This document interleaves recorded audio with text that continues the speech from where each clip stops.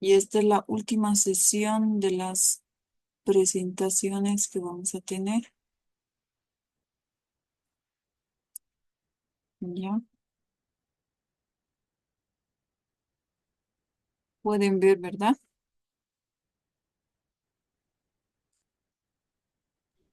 Sí, doctor. Ya, gracias. Listo. Ya. Vamos a hablar del asma más que todo. Como introducción, el asma es un síndrome clínico caracterizado por una inflamación de la vía aérea que produce una dificultad para respirar, sibilancias, tos y sensación de opresión torácica. En ocasiones, dicha inflamación crónica puede conducir a una remodelación irreversible de la vía aérea que condiciona limitación en la función pulmonar. Entonces aquí estamos viendo una imagen de un pulmón sano, donde la mucosa, la cantidad de la mucosa y la pared está normal, ¿verdad? Pero en un niño con asma existe una inflamación crónica de la mucosa, de la pared, todo. Es por eso que cualquier proceso que exacerbe el cuadro va a condicionar este proceso inflamatorio.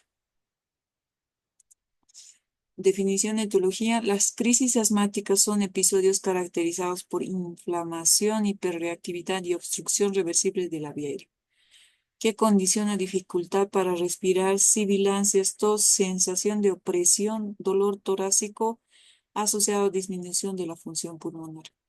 Los síntomas pueden aparecer de manera progresiva o abrupta y suelen presentarse en pacientes con diagnóstico ya establecido, pero también puede ser la forma de inicio de una enfermedad. Entonces, habría que considerar los antecedentes. Factores desencadenantes. Las infecciones virales en épocas de invierno, por ejemplo, son frecuentes en niños que vengan ya con su diagnóstico de asma y con su exacerbación, ¿no?, de la enfermedad.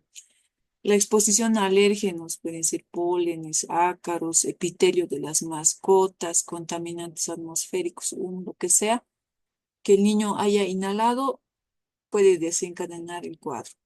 Una escasa adherencia a los tratamientos de mantenimiento es otro factor, ¿no? Si la madre sabe que tiene que recibir salbutamol, corticoides inhalados, todo eso, y no está recibiendo, y esto puede condicionar que el niño tenga desencadenantes.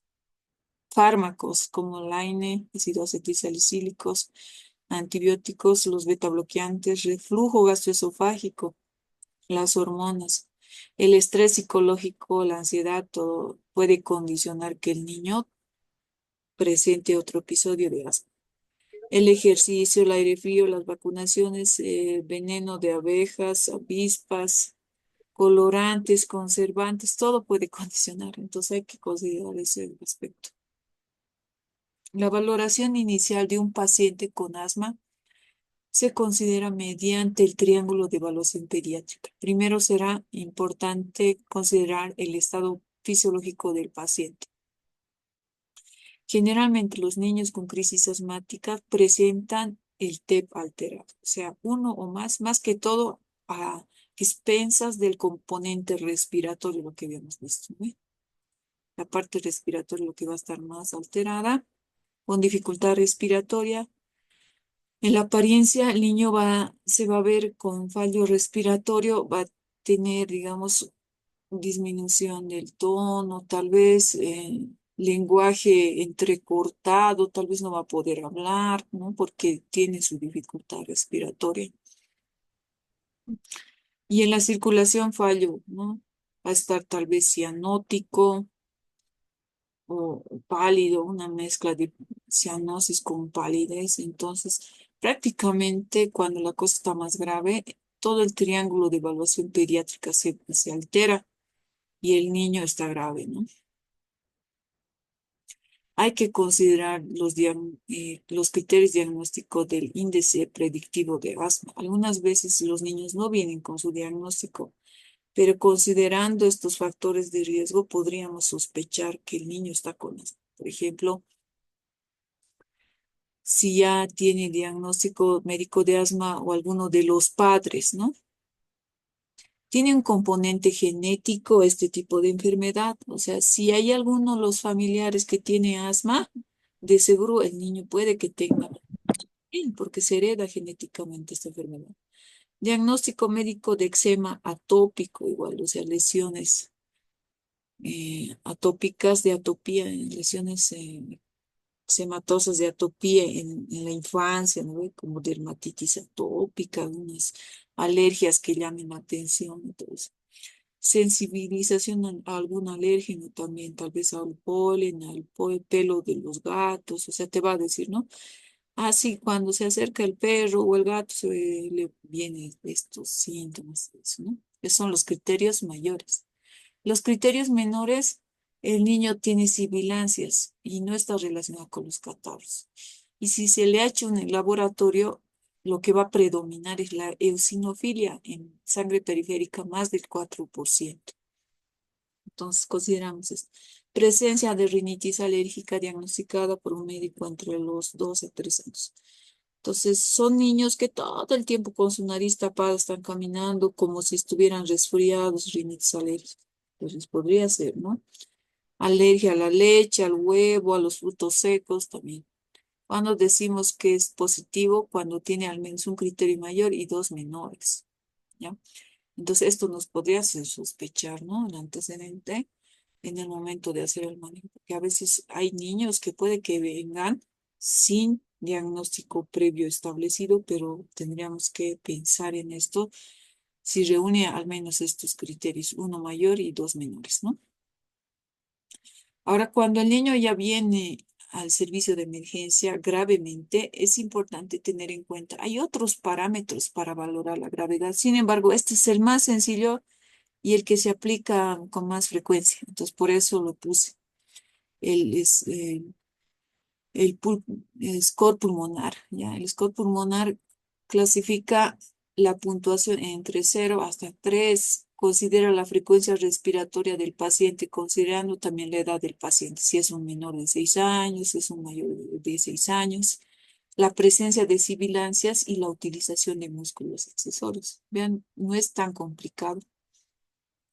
Y esto lo correlaciona con la saturación de oxígeno, ¿ya? Por ejemplo, un puntaje de menos de 3, podríamos decir, digamos, que tenga, según la edad, digamos, tiene una frecuencia respiratoria de 35, digamos, ya, le puedes poner un punto aquí. Las sibilancias tiene, digamos, al final de la expiración, ya, final de la expiración, nada más, este y esto, 1, 2. Menor de 3 es leve, ¿no ve? Entonces, cuando es menor de 3 la saturación tiene que estar más de 94%. Ojo, tengan en cuenta que esto es la saturación de oxígeno en la costa, ¿ya? Entonces, hay una tablita que les voy a enviar, que esto se modifica para pacientes en la altura. Sería interesante hacer estudios de niños con asma en la altura. No he encontrado artículos de ese tipo, pero sería bueno, ¿no? Entonces, en ese caso, vean, es leve. Ahora, si consideramos un puntaje entre 4 o 6 moderado, podríamos decir, digamos, es un niño que tiene una frecuencia respiratoria, digamos, de 55, digamos, ya, 2 puntos le pones. Después, sibilancias, ¿cómo tiene? Toda la expiración, nada más. Y lo demás no tiene nada, no tiene utilización de músculos accesorios. Ahí puedes decir 4 puntos, ¿verdad? Moderado a veces. Y la saturación de este niño tiene que estar entre 91 a 94%, ¿ya? Cuando dices que ya es grave, cuando el score pulmonar tiene más de 6, es decir, digamos aquí, es un niño que tiene menos de 6 años, digamos, pero tiene una frecuencia respiratoria de más de 60, 70, digamos, 70. Las sibilancias son en la inspiración y la expiración y sin fonendoscopio. El chiquito se escucha de lejos las sibilancias. La utilización de músculos accesorios al máximo, retracción subcostal, intercostal, aleteo nasal, todo lo que tiene, o sea, va a estar súper comprometido su parte respiratoria, entonces la saturación va a estar menos de 91%. Si fuera utilizando esa tabla, podría estar menos de 75% de saturación. Entonces, dependerá de la clasificación para que yo haga el manejo. Hay que buscar factores de riesgo de crisis asmática grave. Antecedente de crisis graves, no esperes que el chiquito se complique más gravemente, ¿no? Es mejor referirlo de forma inmediata. Lo puedes estabilizar utilizando salbutamol, algún corticoide por vía oral o intramuscular y lo transfieres urgente porque este chico ya tiene el antecedente de que antes ya se ha complicado, ¿eh? Dos o más hospitalizaciones o tres o más visitas a urgencias por año, no, igual, de la misma manera. Urgente hay que transferir múltiples visitas a urgencias en el mes de la misma manera. Habría que considerar, tal vez no estaba haciendo un buen tratamiento, ¿no? Corticoides sistémicos, tratamiento actual con corticoides inhalados, ¿no? O sea, no está haciendo tratamiento, porque un niño que ya está controlado, ya recibe manejo de un neumólogo pediatra, incluso recibe corticoides inhalados, entonces habría que considerar eso, ¿no? Inadecuado seguimiento, incumplimiento al tratamiento. Algunas veces los papás, como no cubre del todo el sistema de salud público la utilización de los corticoides inhalados, no cumplen, no compran, entonces por eso el chiquito viene con sus exacerbaciones de la enfermedad, entonces por eso es importante preguntar. Yo recuerdo de un caso así hace unos años atrás, de que la niña, era una niña como de 10 años por ahí, y no cumplía con su tratamiento, pues porque el papá no tenía dinero. Sobreutilización de salbutamol en el último mes, alergia alimentaria, dificultad para el acceso a urgencias. Diagnóstico diferencial. Será importante hacer diagnóstico diferencial con otras enfermedades como la bronquiolitis. Me puedo confundir con un niño que tiene bronquiolitis, pero es importante tener en cuenta los antecedentes previos, ¿no? Episodios de recurrencias, antecedentes de alergias o atopías. Si a este chico que tenía bronquiolitis se le ha hecho un hemograma, tal vez los eosinófilos estaban elevados, tal vez nadie se da cuenta, todo eso. El síndrome bronquial obstructivo recurrente en niños menores de 3 años, igual me ayudaría a sospechar, tal vez sí es, ¿no? Las laringitis, bueno, la laringitis no se caracteriza por las sibilancias, todo eso. El cuadro más se caracteriza por la triada sintomática que habíamos mencionado, tos, disfonía y estridor, ¿ve? Pero en algunos casos las laringitis pueden estar acompañadas de otras enfermedades agudas como una bronquiolitis también y también una neumonía. Pero tengamos en cuenta que este niño no va a recurrir como en niños que tienen antecedentes de asma, ¿no? Las neumonías de la misma manera. Si es atípico también puede manifestarse con sibilancias, pero a diferencia del niño con asma, no va a tener las recurrencias o va a ser muy raro, ¿no? A no ser que se habría que investigar la cosa, ¿no? Cuerpo extraño, eso igual es importante. Y el inicio del cuadro, como les decía antes, hemos visto, yo recuerdo de un caso de un chiquito que vino con un cuerpo extraño en vías aéreas. A bronquio principal, este derecho ha pasado, porque una tapita estaba en su boca y un compañero de atrás le golpeó la espalda y el chico por gritar ingresó la tapita del polígrafo y de repente, después de ese suceso, el niño empezó a tener su estridor.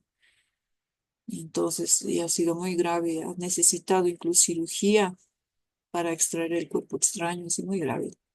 Pero el antecedente, ¿no? Porque así de inicio súbito el estridor, entonces me ayuda bastante. Y el antecedente familiar y todo lo demás me ayuda a diferenciar. Episodios de hiperventilación. Hay algunos, por ejemplo, los adolescentes, son esos los que hacen su show, ¿no? Los adolescentes, más que todos los que están entrando a los 9 años en adelante, hacen su show, hacen su drama. Algunas veces empiezan a hiperventilar porque no les ha gustado algo, porque están ansiosos. A veces esto te puede confundir, ¿no? Y hay que preguntar antecedentes, hay que controlar la saturación, verificar si existe o no sibilancias, disminución del murmullo vesicular, todo eso. A veces son psicógenos nada más, tal vez porque está pasando algún problema y no pasa nada. Otras enfermedades más complicadas como la cetoacidosis diabética, que en niños sí también se puede dar, considerando la diabetes de tipo 1, ¿ya? Que eso igual nos puede hacer confundir, pero hay que buscar el antecedente igual y solicitar glicemia, algún antecedente familiar de diabetes, todo eso. Anillos vasculares, traqueomalacia, fibrosis quística, disminución de la cuerda vocal. Ya. Pruebas complementarias dependerá de la evolución del paciente. Si es moderado, sí será necesario incluso realizar rayos X, gasometría, biometría hemática, considerar. Si es leve, el manejo sintomático del cuadro y considerar el manejo ambulatorio. ¿Qué complicaciones graves, si es que no manejamos de forma adecuada, pueden provocarse atelectasis si son graves? Por ejemplo, en este caso, una placa, vemos una atelectasia de todo el pulmón derecho, ¿no? Es grave la complicación, puede haber arritmias, eh, incluso puede entrar en paro por la hipoxia tan importante que está pasando el paciente. El manejo en urgencias, más que todo, se basa en la reversión rápida del broncoespasmo. Entonces, lo que hay que hacer es la utilización de los broncodilatadores, lo que ustedes ya también conocen, ¿no? Con la utilización del salbutamol. Y también la reducción de la inflamación con corticoides sistémicos. Puede ser o también por vía oral, o sea, dependerá de la clasificación. Si el niño está en hipoxemia, de forma inmediata hay que administrar oxígeno también. Posición semi-Fowler o la posición más cómoda que el niño quiera adoptar, porque hay algunos niños que cuanto más está comprometido su cuadro, generalmente ni siquiera quieren echarse. Entonces hay que ver esto, ¿ya? El oxígeno será importante para estabilizar al paciente. La saturación objetivo es mantener más del 92%. Esto ya siendo en la costa o en la altura, eso hay que tener en cuenta sí o sí, no más de 92% de saturación. Sabemos que en la altura la saturación lo mínimo es de este 85%, ¿no ve? Hasta 90, 92, bueno, lo normal tendríamos que mantenerlo, ¿no ve? Después, obviamente, considerando primero la utilización de máscaras faciales o también cánulas nasales, dependerá de la saturación de oxígeno y de la gravedad del caso del paciente. Por ejemplo, en este caso, este niño está usando máscara facial con eh, una máscara de Venturi, se llama esto. Pero bueno, se asemeja a una máscara de Venturi. Depende de la concentración. Ya. Como les decía, el salbutamol era el medicamento de primera línea. Va a actuar máximo hasta los 30 minutos. Tiene una vida media entre 2 y 4 horas y hay que verificar que el niño, después de que has hecho los rescates, esté ya estable. Y lo ideal será utilizar esta cámara espaciadora para que el niño inhale de forma adecuada.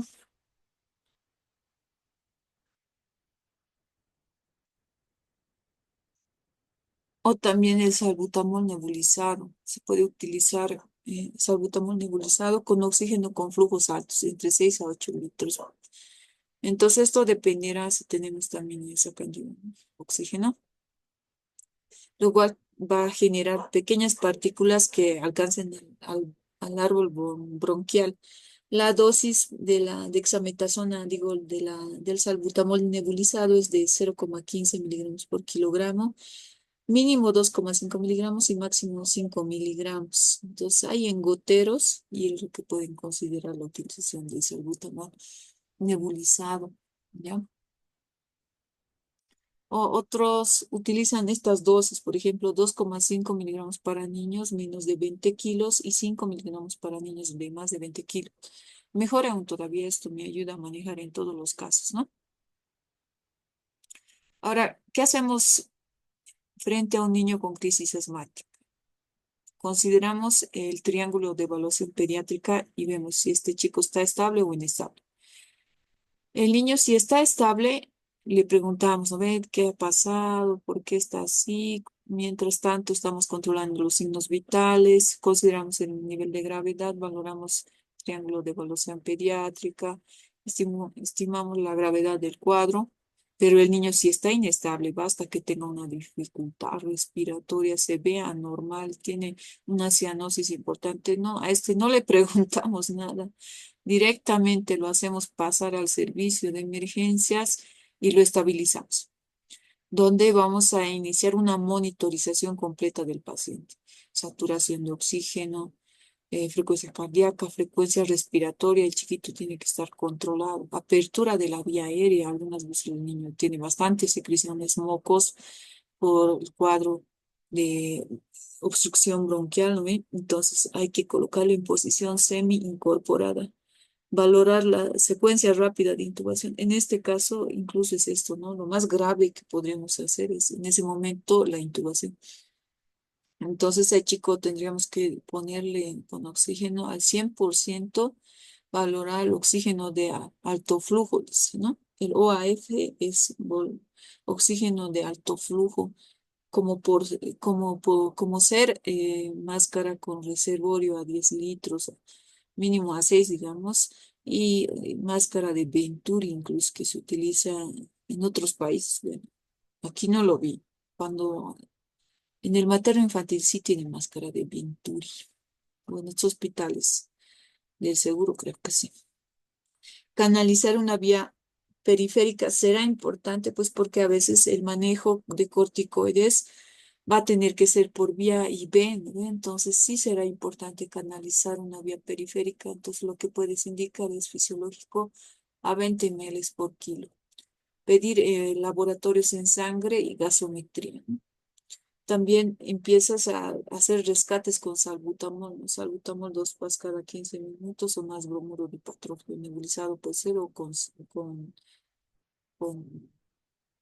rescates con aerosoles, ¿no? Corticoides y sulfato de magnesio consideran radiografía victorias. Bueno, de acuerdo a la gravedad, habíamos dicho, digamos, será moderado grave, hay que hacer oxigenoterapia, salbutamol más bromuro de dipatrófilo, corticoide por vía oral, podríamos darles. Si no cumple criterios, no, el niño está inestable, no podemos darle nada por vía oral, entonces hay que aportar, sí, la oxigenoterapia, oxígeno de alto flujo, salbutamol, corticoide, valor rayos X, ya, ingresa hospitalario, ¿no? Entonces, un paciente que está grave, moderado, grave, hay que considerar esto, ¿no? Como si responde o no después de que le has hecho el manejo por salbutamol o corticoide, ¿verdad? Si no mejora, entonces tiene que internarse y está grave o tiene que referirse. Los corticoides sistémicos recomendados de manera precoz como parte esencial del tratamiento, lo cual va a reducir el proceso inflamatorio y va a potenciar el efecto de los broncodilatadores. Entonces, sí o sí hay que manejar los dos, ¿no? Receptor o los beta 2 adrenérgicos y también los corticoides. Se puede dar por vía oral, por ejemplo, la dexametasona se puede dar por vía oral a una dosis de 0,6 miligramos por kilogramo, máximo 12 miligramos, y se repite la misma dosis los 24. O también puedes utilizar prednisona o prednisolona de 1 a 2 miligramos. Igual que el manejo de las laringitis, o sea, igual se puede hacer. Pero hay que considerar cómo responde el paciente. Si no hay buena mejoría, si el chico sigue con hipoxemia y él sigue con dificultad respiratoria, no hay buena respuesta, entonces sí o sí el manejo ya será por vía venosa con metilprednisolona de 1 a 2 miligramos por kilogramo peso, ¿ya? Y un bolo de metilprednisolona. También utilizamos la hidrocortisona con frecuencia en nuestro medio. En el hospital donde yo trabajo y usamos la hidrocortisona de entre 4 a 6 miligramos por kilogramo, dosis de ataque y posteriormente dosis de mantenimiento entre igual de 4 a 6 miligramos por kilogramo peso día ya incluso. Entonces a veces hasta ese punto tenemos que llegar para que el niño se estabilice. Bromuro dipatropio, agente colinérgico cuya acción broncodilatadora inicia más lentamente que los beta-2 agonistas, pero su efecto es más prolongado y por eso sí, ¿no?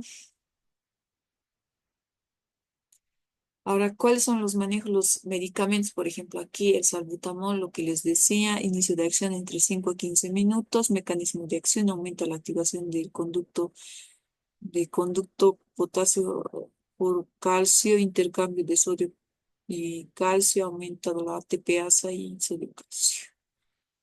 Puede provocar efectos adversos como taquicardia, temblores, hipocalemia, acidosis láctica. La prednisona por vía oral que habíamos visto y que igual lo manejamos, ¿no? De una a 2 miligramos por kilogramo peso. Y prednisolona, dexametasona. Esto habría que considerar el tiempo. Generalmente no tiene que extenderse más de 10 días. Esto ya tendría que verle, el manejo tendría que estar ya supervisado con un neumólogo pediatra para dosificar el manejo. Bromuro dipatropio, sulfato de magnesio. Raramente utilizamos en nuestro medio el sulfato de magnesio, pero algunas veces han venido, ¿no? Neumólogos pediatras a nuestro hospital para iniciar sulfato de magnesio, un niño que no respondía muy bien al manejo. Ya. Criterios de un ingreso hospitalario. Si el niño tiene persistencia de dificultad respiratoria tras el tratamiento inicial, se interna, ¿no? Y debe ser referido si está en un primer nivel. Necesidad mantenida de broncodilatador con frecuencia inferior a 2 horas. Necesidad de oxigenoterapia suplementaria, considerar enfermedad de base, cardiopatía congénita, displasia broncopulmonar, fibrosis quística, enfermedad neuromuscular. Antecedentes de crisis de gravedad o rápida progresión. Entonces, lo que habíamos visto hace un momento atrás, o sea, si el chico ya tenía su antecedente de que se ha complicado gravemente, es mejor que lo refieran o que se interne de una vez, ¿no? Mala adherencia al tratamiento de la misma manera, porque si le explicamos al padre que haga el tratamiento y no lo va a hacer, entonces el chico va a regresar. Bueno, eso es todo. Voy a dejar de compartir, voy a terminar la sesión y nos vemos para la última sesión de preguntas y dudas en 10 minutos.